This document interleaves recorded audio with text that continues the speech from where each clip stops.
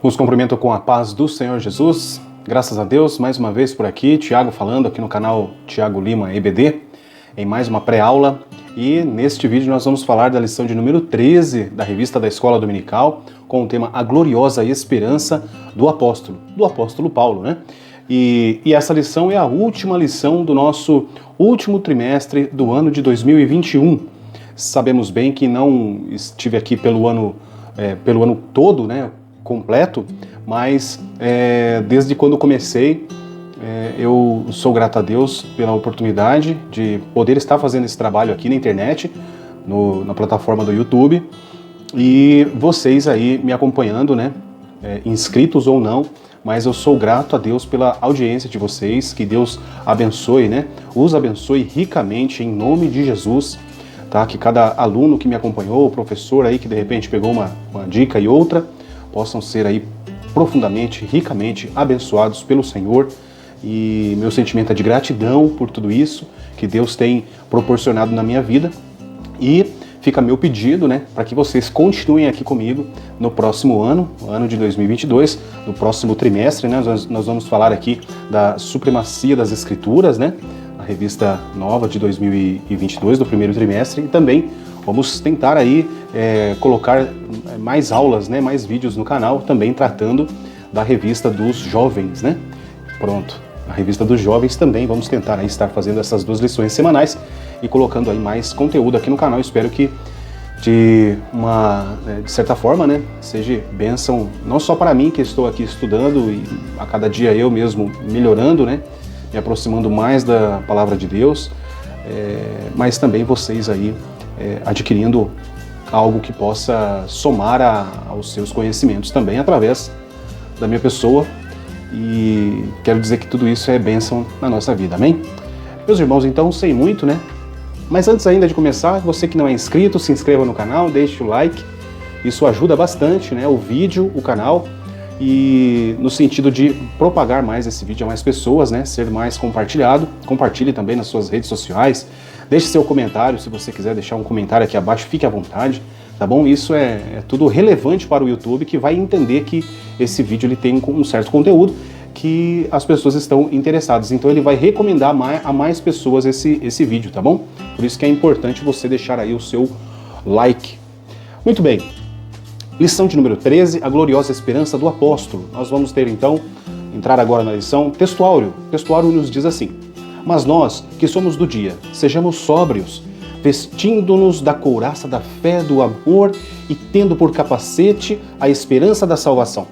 1 Tessalonicenses, capítulo 5, verso 8. Verdade prática. A esperança gloriosa da volta de Jesus traz sobriedade para as nossas vidas e disposição para exercer a fé e o amor em esperança. A nossa leitura bíblica em classe fica em 2 Timóteo, capítulo 4, do verso 6 ao 8, e depois também no livro de primeira carta, né, aos Tessalonicenses, 1 Tessalonicenses, capítulo 5, do verso 1 ao 11º, do 1 ao 11. Nós não fazemos a leitura para ficar um pouco mais dinâmico o vídeo, não muito cansativo, com certeza o bom daqui, né, que nós podemos pausar, fazer a leitura e depois acompanhar a aula com o professor. Muito bem. Então, objetivos específicos: ressaltar a consciência de Paulo diante da morte, apresentar a doutrina bíblica de Paulo sobre a volta do Senhor e expor sobre os tempos e as estações até a volta do Senhor. Realmente, assim, no meu ponto de vista, uma lição é mínimo para falar de todos esses temas aqui. Com certeza, só o ponto 3, né, expor sobre os tempos e as estações até a volta do Senhor. Na revista dos jovens, nesse trimestre também, que está terminando, se findando, foi falado a respeito, né, das coisas que estão para acontecer e com certeza há muito o que se falar a respeito desse tema. Apresentar a doutrina bíblica de Paulo sobre a volta de Jesus. É um assunto muito extenso, com certeza, um tópico, não dá para a gente falar a respeito de tudo, mas dá sim para nós fixarmos algo importante concernente a Paulo e o que ele trouxe, o que ele falou a respeito disso, tá?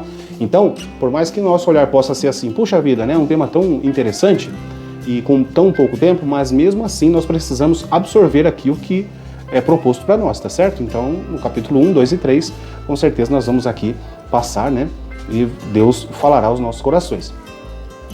Introdução da lição, meus queridos, olha só, eu quero destacar as duas frases. Primeira frase: essa esperança é a fonte da força dos fiéis que se apegam no que Deus realizou em Cristo Jesus, tá certo? Essa é a esperança, porque vai falar o quê? Olha só, a introdução começa assim: a última lição desse trimestre nos mostra que não podemos perder a esperança do céu em meio ao sofrimento e tribulações nesta terra. Então, a esperança é a fonte da força dos fiéis que se apegam no que Deus realizou em Cristo Jesus. Esse é o ponto que eu quero destacar. E também, algo interessante aqui, que foi a última frase da introdução, que a esperança do apóstolo Paulo seja a nossa também, tá certo? Não podemos perder o foco, não é verdade? Jesus, em todo o seu ministério, quando ele se entrega na cruz por nós, depois ao terceiro dia ele ressuscita, e depois quando ele é ascendido aos céus, né? Ali ele diz: olha, eu vou voltar, né? Vou mandar aí o Consolador, o Espírito Santo estará com vocês, mas eu vou voltar para levar vocês para onde eu estiver, né? Então essa é a nossa esperança, essa é a nossa promessa, a tão rica promessa que o Senhor Jesus fez aos seus discípulos, e nós somos os seus discípulos hoje, tá certo? Eu separei aqui 3 versículos que eu gostaria de compartilhar com os irmãos, porque em esperança fomos salvos. Ora, a esperança que se vê não é esperança. Então, em Romanos 8:24, Paulo vai dizer isso. A esperança que se vê não é esperança, porque o que alguém vê, como esperará? Não é verdade? Então, nós não vemos algo, né, palpável, mas temos sim a escritura da palavra de Deus, trazendo toda a história de Jesus, todos os evangelhos falando, depois os pontos que Paulo também traz, né? Sempre destacando esse quesito que é a esperança, é a coisa importantíssima para a nossa fé, para a nossa salvação, né? Outro verso que é também Romanos, mas no capítulo 15, verso 13, diz assim: ora, o Deus de esperança vos encha de todo o gozo e paz em crença, para que abundeis em esperança pela virtude do Espírito Santo. Olha que interessante esse versículo, né? Então, que nós possamos ser o quê? Cheios de todo gozo, tá certo? E paz em crença, para que abundamos em esperança. É necessário nós olharmos sempre para o céu.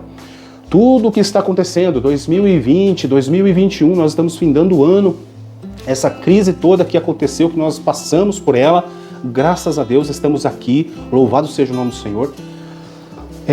Por todas as circunstâncias que tem, né, que nós temos vivido em meio a tantas circunstâncias, que elas não possam estar ditando a nossa quantidade de fé, os nossos momentos de apego com Deus ou não.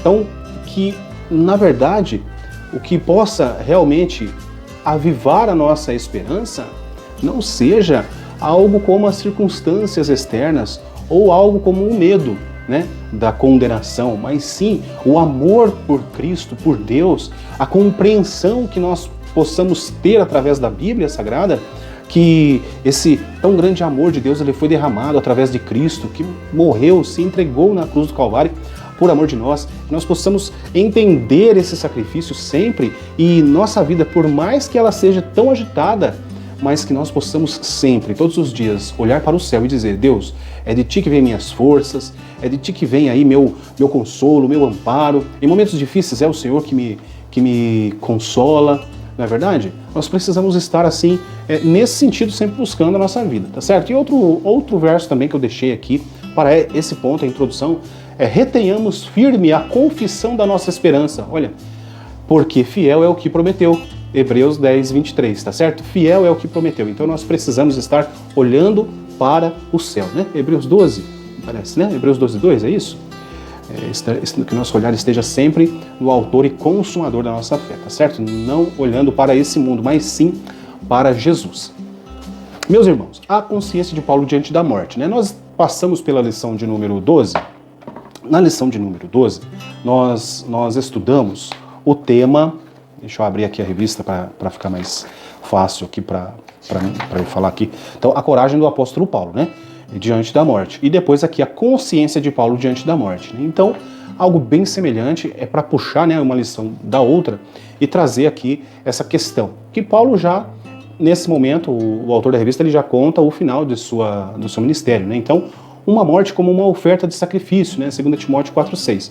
O Espírito Santo, que guiava o apóstolo Paulo em tudo, o fez sentir que o tempo da sua partida estava próximo, né? Então, o que eu destaco nesse primeiro ponto do primeiro capítulo? Assim, é preciso ter a consciência de que se não encontrarmos o Senhor por meio do arrebatamento da igreja, ou encontraremos por meio da morte. Por intermédio do Espírito Santo, nós nos prepararemos para esse tempo em esperança. E aí colocou aqui de novo, né, 1 Tessalonicenses 5, do 13 ao 18.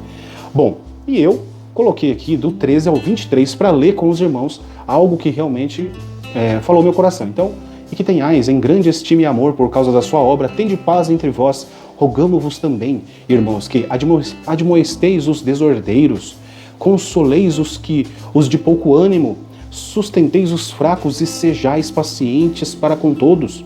Vede que ninguém dê a outrem mal por mal, mas segui sempre o bem, tanto uns para com os outros, como para com todos. Regozijai-vos sempre, orai sem cessar, em tudo dai graças, porque esta é a vontade de Deus em Cristo Jesus para convosco. Não extingais o Espírito, não desprezeis as profecias, examinai tudo, retende o bem, abstende-vos de toda a aparência do mal, e o mesmo Deus de paz vos santifique em tudo, e todo o vosso espírito, alma e corpo sejam plenamente conservados, irrepreensíveis para a vinda do nosso Senhor Jesus Cristo.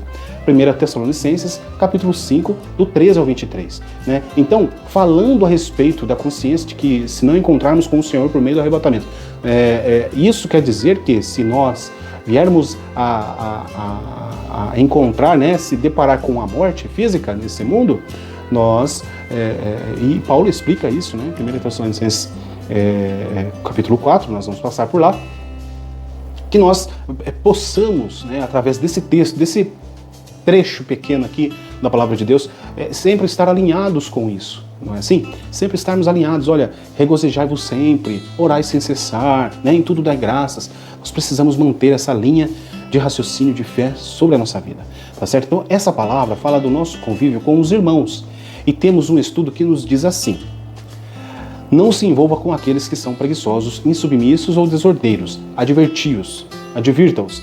Não repreenda aqueles que são tímidos ou fracos. Encoraje-os e ajude-os. Às vezes é difícil distinguir entre a ociosidade e a timidez, tá certo? Duas pessoas podem não estar fazendo nada, uma por preguiça e outra por timidez, ou ainda por medo de fazer algo errado. Então nós precisamos ter o quê? A sensibilidade espiritual para poder avaliar uma situação, um comportamento, né, de algum irmão, irmã da nossa congregação, e estar, sim, direcionando. Esse é o ponto, né? Direcionando. Então, a chave para o ministério é a sensibilidade. Sentir a condição de cada pessoa e oferecer o remédio apropriado para cada situação.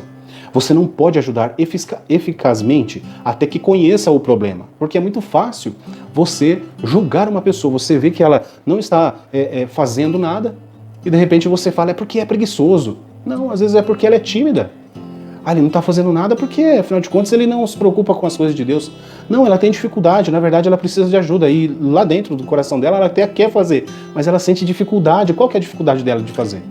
Tudo bem, existe sim casos, né, que infelizmente a pessoa não quer fazer, tá certo?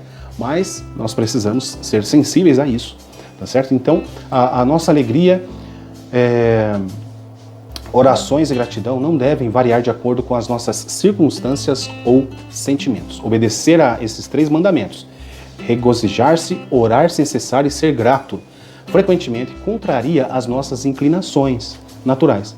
Porém, quando tomarmos uma decisão consciente de fazer o que Deus nos pede, começaremos a ver as pessoas sob uma nova perspectiva.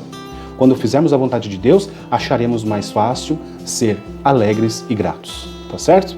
Muito bem, ponto 2 então do nosso capítulo 1 vai falar que combati o bom combate, né? E logicamente, né, agora o apóstolo faz uma análise da sua trajetória, né? 2 Timóteo capítulo 4, verso 7, que vai falar, né, onde combati o bom combate e tudo. Então, nesse trecho eu quero destacar aqui, que combate estamos combatendo? Esse é o texto da própria lição, né? Essa causa é a nobre causa do Evangelho? Essa causa é a nobre causa do Evangelho? Que o autoexame de Paulo seja exemplo para nós para nos autoexaminarmos também, tá certo? Então, combati o bom combate, uma anotação que tenho, né, a respeito a seu último dia, faz parte de um texto histórico que eu quero compartilhar com vocês, que realmente é extra-bíblico, né, não está na Bíblia, tá? E eu consegui esse estudo em 2012, olha só, já tem um tempinho aí, né? Vão se fazer 10 anos e hoje eu estou aproveitando ele aqui numa aula. Não me lembro de ter usado esse texto em outra aula antes de hoje, de 2012 até hoje, olha só. Mas vamos lá, ó. Então o texto nos diz assim: o caso de Paulo devia ser julgado pelo tribunal imperial. Nessa época, Nero percorria a Grécia disfarçado em comediante, mas deixou em Roma como substituto o terrível Hélio. No primeiro interrogatório, permitiram ao apóstolo fazer a sua própria defesa de acusação de cumplicidade no incêndio de Roma, mas ninguém o ajudou senão Deus. Contudo, deve ter se saído bem, pois a audiência foi suspensa sem qualquer condenação. No calabouço, reuniu forças restantes e escreveu a sua última carta ao estimado discípulo Timóteo, a segunda epístola de Timóteo, né? A quem cuidava como um filho e nomeou o executor do seu testamento. Tinha a esperança de vê-lo ainda uma vez, mas tinha receio de que fosse demasiado tarde. Todavia, a missiva pede que ele venha o mais depressa possível e que trouxesse Marcos, né, em sua companhia. Pede também uma velha capa que deixara em Trode. A friagem do calabouço estava minando rapidamente a sua saúde. No outono de 67, foi agendada a realização da segunda sessão do tribunal. Paulo não tem ilusões. Sabe que esta sessão terminará com sua entrada no reino dos céus. Olha só. Combati o bom combate, concluí a minha carreira, guardei a fé. De resto, me está reservada a coroa da justiça, que o Senhor justo juiz me dará naquele dia. 2 Timóteo 4, 7, 8. O segundo interrogatório terminou com a sentença de morte. Certa manhã, o velho apóstolo foi levado por um grupo de lictores ao longo da via Ostiense e seguiram pela porta Trigemina, passaram ao lado da pirâmide de Céstio e também pelo terreno onde hoje se encontra a Basílica de São Paulo, extramuros com o seu túmulo. Se você pesquisar esses pontos na internet, no Google, você vai ver realmente que existe essa via Ostiense, né? Ostiense. Tinha a pirâmide de Céstio, tá bom?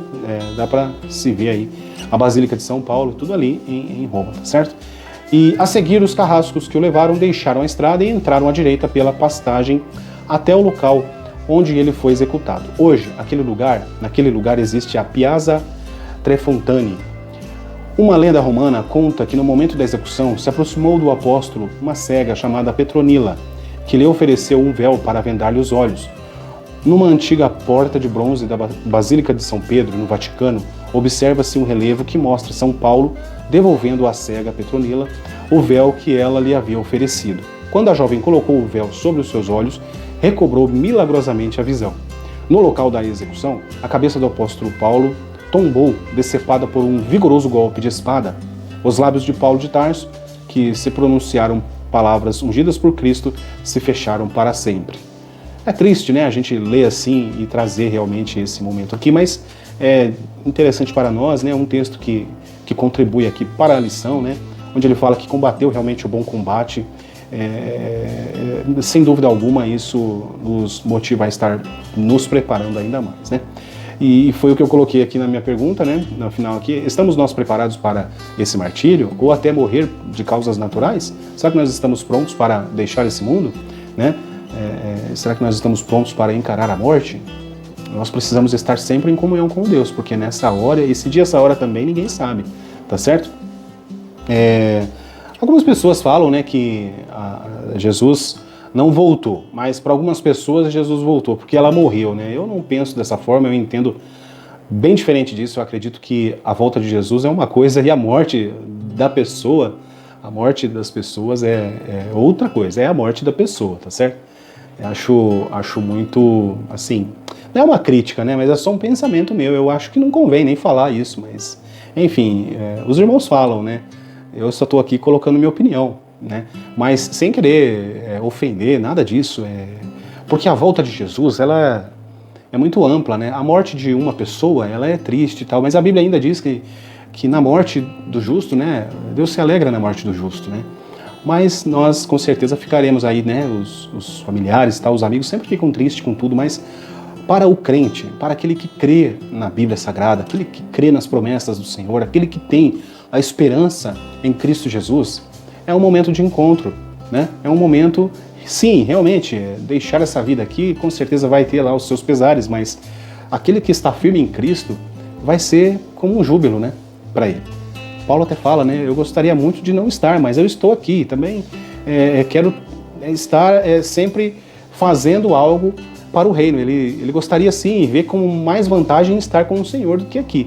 Mas quando aqui, ele estará sempre trabalhando. Não me lembro a passagem, nós passamos por esse... Eu acredito que eu lendo alguma coisa vi esse versículo, não anotei agora, mas enfim. Gratidão e esperança, ponto 3 do capítulo 1. Além de combater o bom combate, né, o apóstolo Paulo acabou a carreira e guardou a fé. Então, mais importante do que começar é a forma como terminaremos a carreira, tá certo? E também destacar aqui nesse ponto, o quê? O finalzinho aqui no parágrafo que diz assim: o apóstolo nos ensina que é preciso olhar para o futuro com a certeza do nosso galardão e enxergar pela fé que o nosso trabalho não é vão no Senhor. Olha só, né? 1 Coríntios 15:58, pois há uma coroa de justiça guardada para cada crente em Jesus, tá certo? Estamos nas mãos do justo juiz. E mais uma vez, 2 Timóteo 4:8. Eu ainda, né, coloquei aqui 2 Timóteo 4:8, que diz: desde agora a coroa da justiça me está guardada, o qual o Senhor justo juiz me dará naquele dia. E não somente a mim, mas também a todos os que amarem a sua vinda. Olha.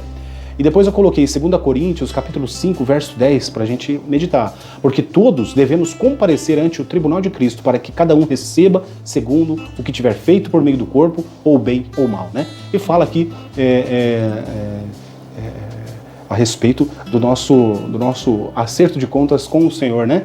Quando depois do arrebatamento estaremos no céu e por ali a primeira coisa que vai acontecer, o primeiro evento, o grande evento no céu depois de arrebatados, será o tribunal de Cristo, depois as bodas do Cordeiro e depois das bodas voltaremos com o Senhor, né? E será o momento em que todo olho verá, né? Jesus chegando ali, tocando a planta dos pés no Monte das Oliveiras, enfim, vamos ver isso mais à frente aqui, né? E depois aqui também coloquei Mateus, né, 19, 27 ao 29, o quê? Então Pedro, tomando a palavra, disse: eis que nós deixamos tudo e te seguimos, que receberemos? Pergunta pertinente de Pedro, né? Olha só, eis que nós deixamos tudo e te seguimos, que receberemos? E Jesus disse: em verdade vos digo que vós que me seguistes, quando na regeneração o Filho do Homem se assentar no trono da sua glória, também vós assentareis sobre 12 tronos, para julgar as 12 tribos de Israel. E todo aquele que tiver deixado casas, ou irmãos, ou irmãs, ou pai, ou mãe, ou mulher, ou filhos, ou terras, por amor do meu nome, receberá 100 vezes tanto e herdará a vida eterna. Então, nós temos uma recompensa muito grande aqui, né? É até interessante, né, essa pergunta de Pedro: eis que nós deixamos tudo e te seguimos, que receberemos? E quando a gente olha para o momento em que Pedro deixa tudo e segue a Jesus, né? Que momento foi, né? Um momento que ele, eu acredito que em todo o seu período de pescador que ele foi, a sua profissão, exercendo sua profissão, ele nunca pescou como ele pescou naquela noite, né? Aliás, naquela manhã, né? Ele nunca tinha pescado como pescou naquela manhã. De 2 barcos virem ali, né? Veio um outro barco para apoiar essa pesca e quase eles iam quase a pique. É assim que diz lá no texto, não me lembro aqui a referência, mas e aí eles encontraram agora o sócio perfeito, né? Poxa vida, Jesus falou, olha o que aconteceu, que maravilha, nós vamos ficar ricos, né? Será que foi isso que Pedro pensou? Mas aí Jesus fala assim: pronto, agora eu mostrei para vocês algo impressionante, certo? Certo. Então me segue que eu vou te ensinar a ser pescador de homens. Ué, né? Para qualquer um, se Jesus fizesse isso com muitos hoje, né?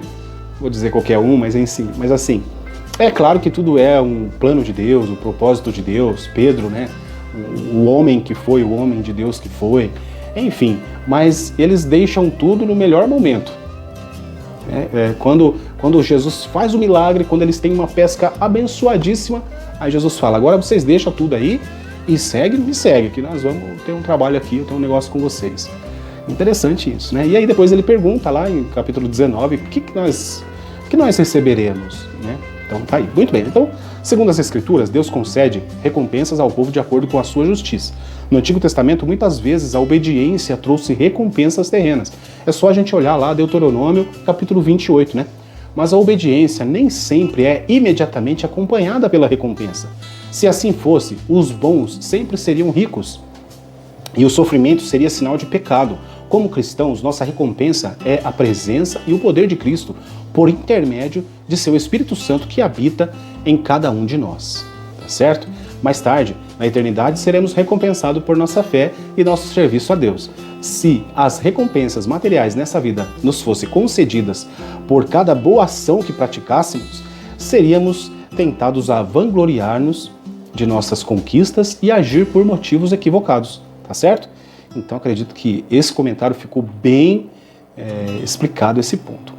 Capítulo 2, a doutrina bíblica de Paulo sobre a volta do Senhor. Então a gente agora entra, né? Nós falamos aqui no capítulo 1 a respeito, nem vou voltar aqui, eu vou voltar aqui na lição, né? O capítulo 1, nós falamos aí, o ponto era a consciência de Paulo diante da morte. Então, Paulo tinha sim essa consciência, é tanto que ele escreve, muito calor aqui, eu com a toalhinha aqui, meu Deus, a consciência de Paulo diante da morte, né? Então ele tinha sim essa consciência, falou a respeito disso e, como a gente passou pela lição, nós vemos que ele realmente foi martirizado aí, né? E deixou esse mundo a se encontrar com o Senhor. Muito bem. Agora, no capítulo 2, vamos falar o quê? Da doutrina bíblica de Paulo sobre a volta do Senhor, tá certo? Então, agora nós vamos falar a esperança realmente que ele tinha, né? Então, a volta do Senhor em 1 Tessalonicenses, né? Aqui o texto vai falar alguma coisa, eu grifei aqui o termo parousia, né? Parousia, ou seja, a volta do nosso Senhor, né? Esse é o termo, né? O assunto, né? O termo aqui teológico para isso, né? Para a volta do Senhor. O que é a volta do Senhor? É a parousia. Quando a gente ouvir falar de parousia, nós vamos entender que estamos falando da volta do Senhor Jesus, tá certo? E aqui eu coloquei, para ler agora sim, 1 Tessalonicenses 4, do 3 ao 17, que é o texto que nós temos aquela explicação, né, tão conhecida a respeito do arrebatamento, e até aqui esse é o ponto onde a palavra arrebatamento aparece, em nenhum outro lugar aparece também essa palavra, né? Então não quero, porém, irmãos, que sejais ignorantes acerca dos que já dormem, ou seja, daqueles que estão mortos, para que não vos entristeçais, como no mundo. Qual a esperança do mundo? Eles não têm esperança, a esperança deles é material, né? É uma esperança que é só nessa vida, é só desse mundo. Nós não, temos uma esperança que é do céu, né? Não, para que não vos entristeçais como os demais, que não têm esperança.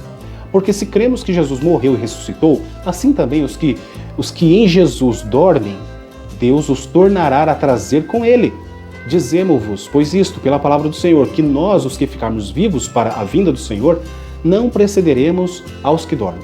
Porque o mesmo Senhor descerá do céu com alarido e com voz de arcanjo, e com a trombeta de Deus, e os que morrerem em Cristo ressuscitarão primeiro. Depois nós, os que ficarmos vivos, seremos arrebatados juntamente com eles nas nuvens, a encontrar o Senhor nos ares. E assim estaremos sempre com o Senhor. 1 Tessalonicenses, capítulo 4, do 13 ao 17. Né? E aí eu pergunto para vocês, por que eles tiveram essa dúvida? Esse é o ponto desse trecho, né? Os tessalonicenses estavam se perguntando por que muitos dos seus companheiros, né, crentes, haviam morrido e o que lhes aconteceria quando Cristo retornasse. Essa promessa de Cristo ela era muito vívida na mente e coração deles. Paulo queria que eles entendessem que a morte não é o fim da história. Olha aí, acabei de falar, né? Quando Cristo voltar, todos os crentes, mortos e vivos, serão reunidos para nunca mais sofrer ou morrer.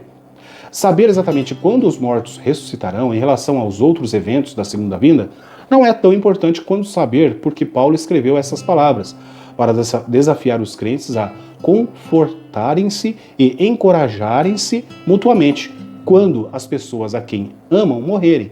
Essa passagem pode ser um grande conforto quando a morte nos atingir. O mesmo amor que deve unir os crentes nessa vida os unirá quando Cristo voltar e reinar eternamente. Eu acho, sabe, essa questão do amor, que a Bíblia fala do amor, né? Eu acho que a gente está muito aquém do que realmente nós precisaríamos entender a respeito do amor, sabe?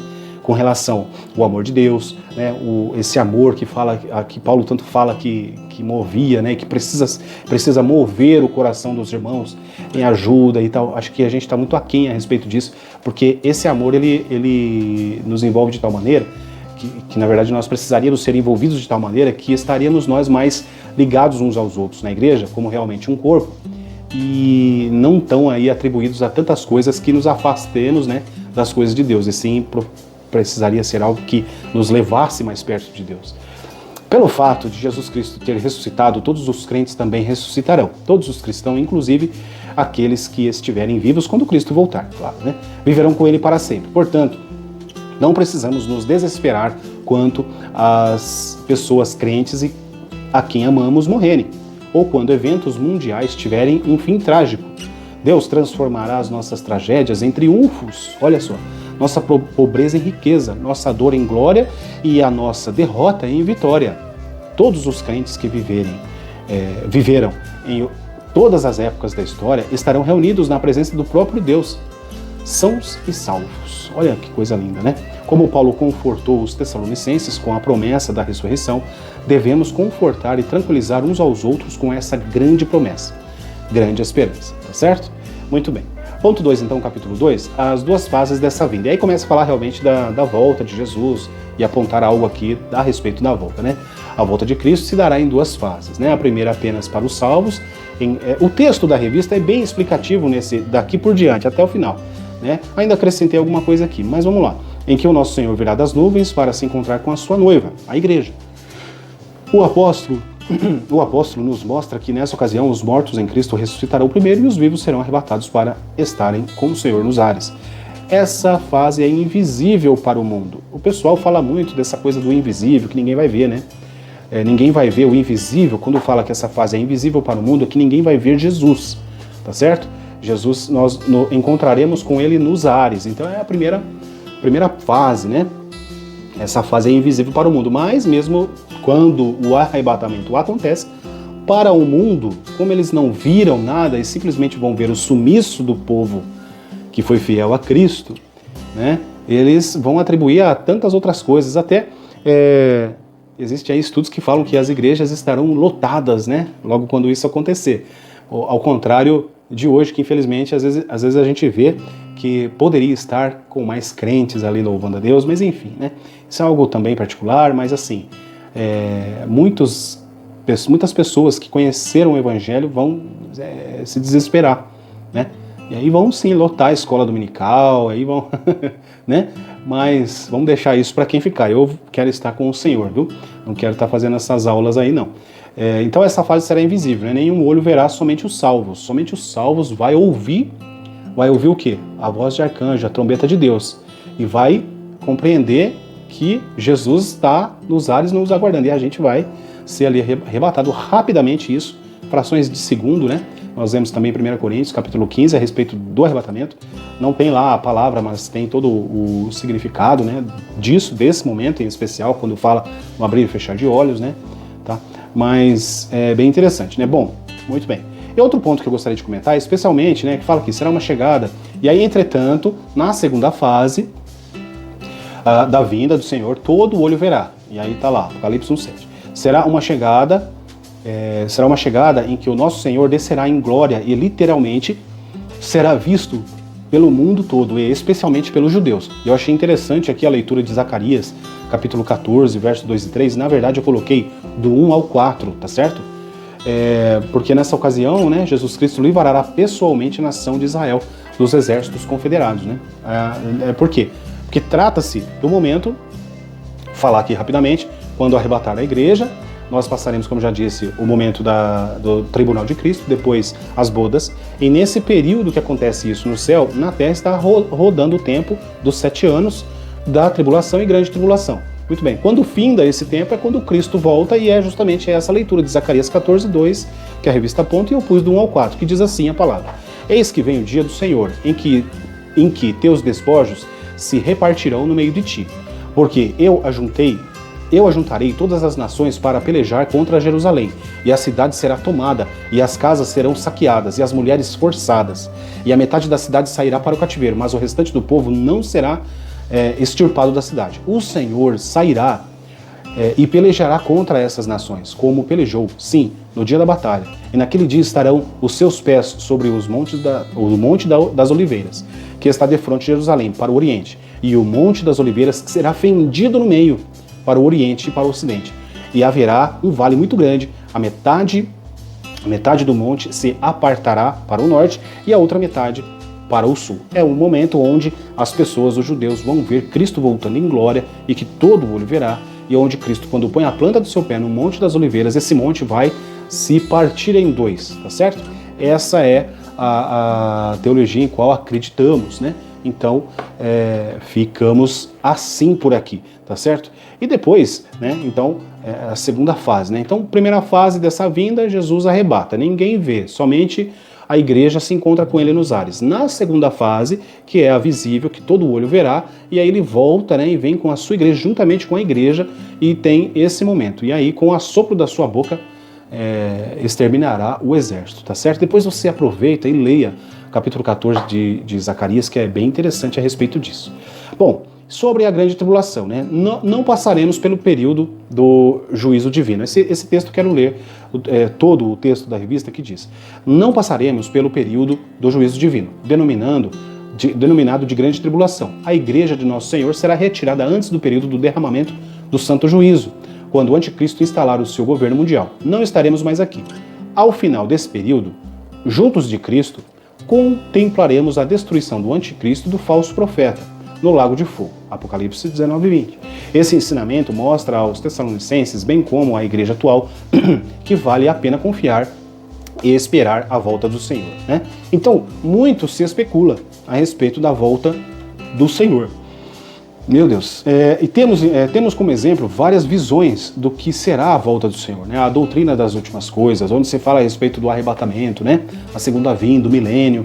Então, assim, eu separei aqui essas visões e correntes, né? As pessoas chamam de correntes, da questão do que vai e do que não vai e qual o momento, né, que isso vai se dar. Então, assim, tem a visão pré-milenista, pré-tribulacionista. O que quer dizer o pré-tribulacionismo, né? Então, para a gente entender rápido aqui, não muita coisa, mas olha, para os que acreditam nessa teoria, defende que a Igreja de Cristo será arrebatada antes do início da grande tribulação, que ocorrerá no fim dos tempos. Assim, os escolhidos não experimentariam a ira de Deus e de grandes sofrimentos que ocorrerão naquele período de tempo. É o que nós assembleanos acreditamos, né? Pré-tribulacionismo, né? Depois também tem a visão pré-milenista, pós-tribulacionista. O pós-tribulacionismo defende que o arrebatamento e a segunda vinda de Cristo trata-se de um único evento e que ocorrerá após o período da grande tribulação. Nessa interpretação, a igreja passará pela grande tribulação, que não precisa ser necessariamente um período de 7 anos. Então começa a ficar um pouco fora, né, daquilo que a gente vê e entende da Bíblia, né? Eles distorcem, e como eu falei, né, se a gente for aqui falar só a respeito desse capítulo, dá para fazer aí umas 3 aulas só para a gente entender o que são essas visões, o que cada um crê, quem são essas pessoas que pensam dessa forma, né? E a visão pré-milenista, a mid-tribulacionista. Os mid-tribulacionistas e os pós-tribulacionistas defendem que a igreja experimentará a grande tribulação de forma parcial ou total. É assim, nada certo, né? Comum aos dispensacionalistas a crença que Deus tem 2 povos distintos, igreja e Israel, né? Israel e a igreja. Mas são visões, né, de como vai ser esse arrebatamento, de como vai ser esse processo, esse período. Mas para nós, assembleanos, nós entendemos que é bem claro na Bíblia, né? Quando nós estudamos aí a escatologia, nós vemos que a visão pré-tribulacionista é a mais ideal, porque realmente a Bíblia faz nos entender assim, tá certo? Muito bem, então. E o capítulo 3, né? Os tempos dos tempos e das estações até a volta do Senhor. Então, uma atenção à expressão dos tempos e das estações, né? Que ele vai falar aqui, os termos, a lição vai falar, tempos e estações também foram usados pelo Senhor Jesus em seu último discurso aos seus discípulos, logo depois da sua ressurreição. Não vos pertence saber os tempos e as estações que o Pai estabeleceu pelo seu próprio poder, né? E tanto os termos em 1 Tessalonicenses quanto em Atos dos Apóstolos trazem a noção da iminência da volta do Senhor. Por isso, devemos viver em vigilância em todo o tempo, não procurando adivinhar datas. Eita! Né, ou períodos, pois não sabemos o dia nem a hora que o nosso Senhor há de voltar. Eu coloquei aqui alguns textos para ler realmente com os irmãos, que vai falar a respeito desse assunto, né? 1 Tessalonicenses 5, do 1 ao 3. Texto da nossa lição, né? Dessa lição, texto leitura bíblica, né, em classe. Então, mas irmãos, acerca dos tempos e das estações, não necessitais de que vos escreva, porque vós mesmos sabeis muito bem que o dia do Senhor virá como um ladrão de noite. Pois que, quando disserem a paz e segurança, então lhes sobrevirá repentina destruição, como as dores de parto, aquela que está grávida, e de modo nenhum escaparão. Então, é justamente isso que nós falamos aqui acima. Mateus, capítulo 24, do 36 ao 39, nos diz assim, que é também o texto que nós vimos aqui acima no texto da revista. Mas daquele dia e hora ninguém sabe, nem os anjos do céu, mas unicamente meu Pai. E, como foi nos dias de Noé, assim será também a vinda do Filho do Homem. Porquanto, assim como nos dias anteriores ao dilúvio, comiam, bebiam, casavam e davam-se em casamento, até o dia em que Noé entrou na arca. E não o perceberam, até que veio o dilúvio e os levou a todos. Assim será também a vinda do Filho do Homem. E só para falar a respeito disso, é Mateus 24, tá? 36 e 39. E não perceberam, até que veio o dilúvio e os levou a todos. Assim será também a vinda do Filho do Homem. Não tem, no dilúvio não teve aquela coisa não, viu? Bater na porta da arca lá, abre para nós. Isso daí não teve essa opção para os homens, né?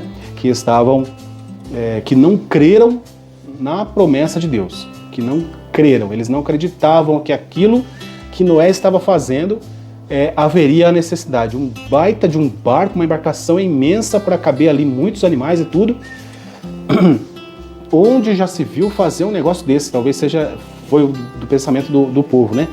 Por que esse cara está fazendo isso daí? Esse homem ficou louco, né? E é assim, quando a gente fala de arrebatamento para as pessoas, olha, Jesus vai voltar, né? É assim que as pessoas interpretam a nossa fé, o nosso comportamento, a nossa crença?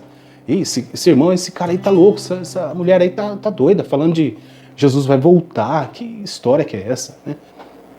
É assim como foi com Noé, né?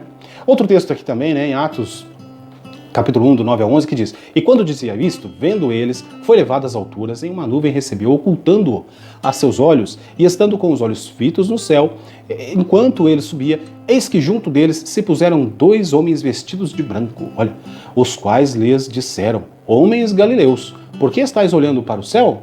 Esse Jesus, que dentre vós foi recebido em cima no céu, há de vir assim como para o céu vestes ir. Puxa vida, que palavra maravilhosa, né? E aí, 2 Pedro também, capítulo 3, do 11 ao 13, nos diz: Havendo, pois, de perecer todas essas coisas, que pessoas vos convém serem santo trato e piedade, aguardando e apressando-vos para a vinda do dia de Deus, em que os céus em fogo se desfarão e os elementos ardendo se fundirão. Mas nós, segundo a sua promessa, aguardamos novos céus e nova terra, em que habita a justiça. Tá certo? Então eu coloquei esses textos para nós meditarmos que a respeito do que devemos viver em vigilância em todo o tempo e não procurando adivinhar datas ou períodos. Não sabemos o dia nem a hora que o Senhor há de voltar, tá certo? Cristão que vai para a escola dominical, lê Bíblia, está interessado em aprender a palavra de Deus, não fica sendo levado por esses ventos que aparecem por aí, dizendo data, dizendo qualquer coisa. É muito volúvel isso, é muito falso isso, é muito nítido a falsidade, né? Que Deus em Cristo Jesus possa ter misericórdia das pessoas que ficam buscando esse tipo de coisa para a sua vida, ao invés de se dedicar a realmente aprender as Escrituras, né? Que Deus possa ter misericórdia, que Deus possa, em nome de Jesus, pegar essas pessoas aí e direcionar realmente longe, né, dessas pessoas que falam tanto e que por fim não acontece nada, não é verdade? E que nós possamos, eu e você que me assiste, você que é um amante da escola dominical, um amante da palavra de Deus, né, possa estar sempre falando contra essas heresias, né? Ah, mas olha, vai ser tal data, vai ser assim. Não, não vai ser. Enquanto Jesus não voltar, não vai acontecer nada. Tribulação e tal. É claro que essas tantas crises mundiais que, se você olhar um pouquinho para trás, aí, século XVIII, século XIX, quantas crises, né, no âmbito da saúde, né, sanitário, aconteceu e a humanidade sofreu, milhões de pessoas morreram. Se nós olharmos para isso, e hoje quantas e quantas também existem, estamos aí passando por essa crise sanitária que envolveu todo mundo tão grande. Mas e aí? Ah, agora já é...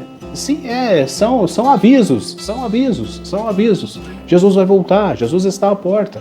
Então nós precisamos direcionar isso para um sentido de, ao invés de ficar se dedicando o nosso tempo, que é tão precioso, se dedicando a ouvir tanta falácia, mas se dedicar sim a aprender a Escritura, a aprender a Bíblia, né? E não ficar ouvindo, ao invés de você lá clicar num vídeo que fala que é a profecia lá de Nostradamus, clica num vídeo da escola dominical. É tanta gente falando da escola dominical, é tanto pastor falando, é tanto irmão falando da escola dominical, querendo explicar a Bíblia, falar da Bíblia de um jeito ou de outro, eu aqui com o meu jeito e tantos outros irmãos falando, e as pessoas indo atrás de Nostradamus, né? As pessoas indo atrás de tanta coisa que não leva a nada e que não tem verdade nenhuma, é coisa de homem, né? E aqui nós estamos meditando nas coisas de Deus, nas coisas do céu. Meus queridos, olha, ponto 2 e ponto 3 são pontos aqui da lição que eles se juntam, né? Então, uma dimensão do Espírito, uma dimensão do porvir. Eu destacar aqui, ora, o Espírito na vinda da igreja é um anúncio de que brevemente o Senhor Jesus voltará. Pronto, esse é o anúncio de que o Senhor voltará, tá certo? Estamos caminhando para o final dos tempos. O Espírito Santo, na vida da igreja, é o anúncio de que brevemente o Senhor Jesus voltará, tá certo? Uma dimensão do Espírito, uma dimensão do porvir, olha só. Então vamos observar e compreender isso, tá certo? O texto que eu acabei de ler é o texto da revista aqui, né? Que os varões galileus, né? Porque estáis olhando para o céu, né? Esse que vocês estão vendo subir vai descer também, tá certo? E aí cumpre-se, né? Joel 2,30 que a gente vê, né? A promessa do derramamento do Espírito Santo, e vem ali o Pentecoste, vem essa vida da igreja que se inicia, esse momento de preparação, santificação, purificação, né, da esposa, né, que é a igreja noiva. Então esse é realmente um ponto bíblico que nós podemos entender a respeito disso. E 3, Espírito e porvir, temas da nossa pregação. Olha só, aí aqui o autor colocou algo assim, duas coisas, né? Como pentecostais clássicos, a promessa do batismo no Espírito Santo, com evidência de falar em línguas, deve estar em nossos lábios, né? É uma das doutrinas, nossa, demorei aqui falar, das doutrinas, né, da Assembleia de Deus. Eu sou batizado com o Espírito Santo. Opa, amém, glória a Deus. E qual é a evidência disso na sua vida? Eu falei em línguas estranhas no dia que eu fui batizado. Você falou em línguas? Sim, e existe, né, uma experiência. Existe algo especial que aconteceu nesse momento. Então, realmente, a pessoa foi batizada do Espírito Santo. E um momento e outro, você vê ali no culto, ou um momento de uma oração, de uma consagração, a pessoa falando em línguas, entrando no mistério ali com Deus, tá certo? Muito bem. E tem pessoas dizendo que o batismo no Espírito Santo, falar em línguas não quer dizer nada. E as pessoas falam na internet que assim, isso foi sempre um ponto que eu gostaria de falar, porque eu não vejo evidência nisso, a pessoa não lê Bíblia, não sabe nada da Bíblia e fica ponderando na internet. E eu vi outro dia um pastor aí dizendo que isso é errado. Meu Deus do céu! A Bíblia nos ensina dessa forma, né? A Bíblia nos ensina dessa forma, que a evidência do batismo é o falar em línguas. Quando lá em Atos, né, no capítulo 1, o que aconteceu?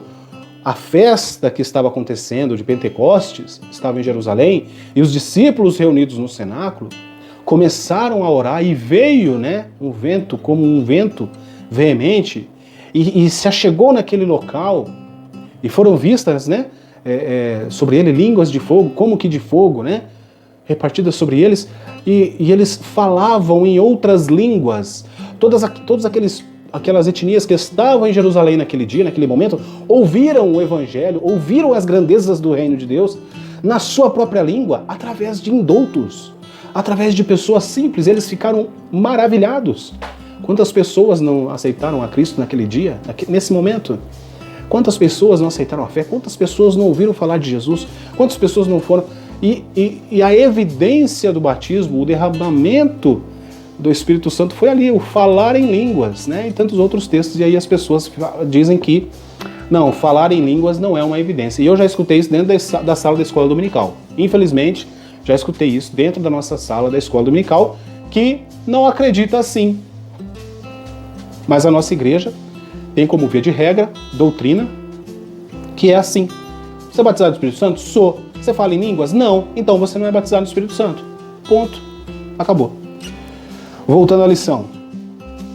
Todavia, a promessa da bendita esperança deve estar em nossa proclamação. Não deixemos de dizer, Jesus em breve voltará. E a gente finda por aqui, ainda coloquei um detalhezinho aqui falando assim. Falamos muito de tudo que se possa falar, mas da grande e preciosa promessa de buscar, né, a igreja, pouco se ouve, ou seja, a promessa da volta de Jesus, pouco se ouve. Muito se ouve hoje de que Deus vai fazer, que Deus vai te abençoar, que Deus vai te livrar. Deus faz, abençoa e livra a qualquer momento, a qualquer tempo. Aquele que é necessitado, Deus não vai deixar de lado. Deus vai sim cuidar. Mas isso é tão proclamado hoje em nosso meio, que uma mensagem, uma pregação que fala a respeito da volta de Jesus e os valores que envolvem isso, que nós temos que estar preparados para isso, nós não ouvimos, né? É muito pouco. É gostoso ouvir a respeito da palavra de Cristo, no sentido assim, a multiplicação dos pães, né? A mulher do poço lá de Jacó, entre muitas outras histórias do Evangelho. Mas nós também precisamos nos despertar para falar a respeito da volta de Jesus. Tá certo? Sejamos nós sempre portadores dessa tão gloriosa palavra. Jesus voltará para nos buscar. Se prepare. Conclusão da nossa lição então, meus irmãos, olha só. A bendita esperança de Paulo deve ser a nossa. Ao longo do ministério do apóstolo, somos estimulados a viver no Espírito e ao mesmo tempo em vigilância, preparando-nos para o encontro com o Senhor, com o nosso Senhor. Que vivamos no Espírito, aguardando a bendita esperança. O Senhor Jesus pode voltar a qualquer momento para arrebatar a sua noiva. Andemos, pois, no Espírito. Amém? Olha, que Deus em Cristo Jesus te abençoe. Que, como eu disse no começo do vídeo, nós findamos o ano, findamos a escola dominical, né, o quarto trimestre.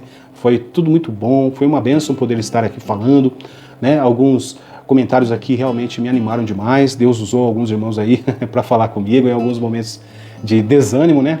Nós não somos super crentes, né? Nós não somos nada disso, mas em momentos assim Deus cuidou também.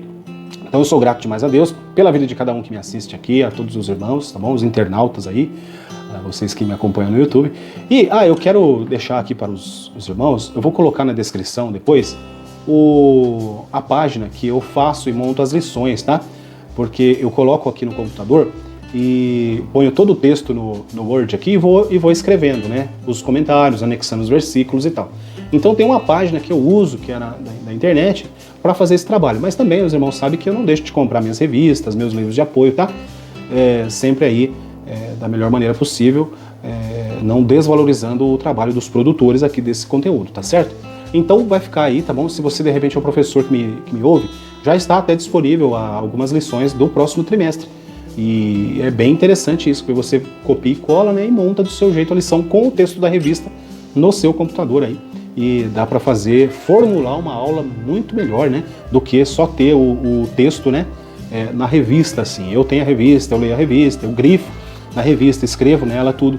Mas quando eu vou realmente montar a lição, eu faço no computador. E esse link aí que eu vou deixar para vocês ajuda bastante, tá bom, professor? Professor aí, o superintendente que me vê, se quiser aí depois também passar esse link para o grupo dos professores aí, é bênção, tá certo? É algo que é autorizado pela CPAD, então não vai ter nenhum problema aí de direitos autorais, tá certo? Meus irmãos, então que Deus em Cristo Jesus abençoe a todos vocês que me assistem.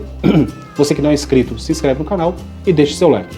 Próxima aula, então, já estaremos falando aí do primeiro trimestre, né? Nós vamos estudar agora a supremacia das Escrituras e também Jesus, o Filho de Deus, para a sala dos jovens, tá bom?